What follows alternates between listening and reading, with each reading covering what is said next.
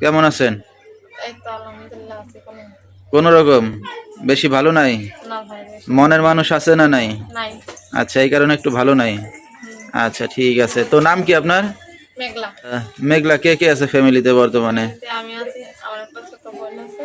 আচ্ছা, আর বাবা মা? বাবা মা নাই, মারা গেছে।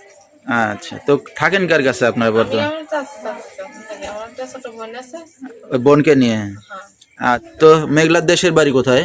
টাঙ্গাইল শেরপুর। শেরপুরের মেয়ে। কোন জায়গা থাকেন এখন বর্তমানে? আমি ঢাকায় থাকি। ঢাকাতে আছেন। তো মেঘলা বাবা মা নাই কত বছর ধরে? অনেক বছর ধরে মা ছিল, বোনটা হওয়ার পরে মা মারা গেছে। কি দুঃখের বিষয়, মানে বাবা মা দুজনই এখন নাই। না। আচ্ছা, যাদের বাবা মা নাই সেই দুঃখ কষ্ট তারাই বোঝে নাকি? হুম। আচ্ছা, তো মেঘলা কি করতেছেন বর্তমানে?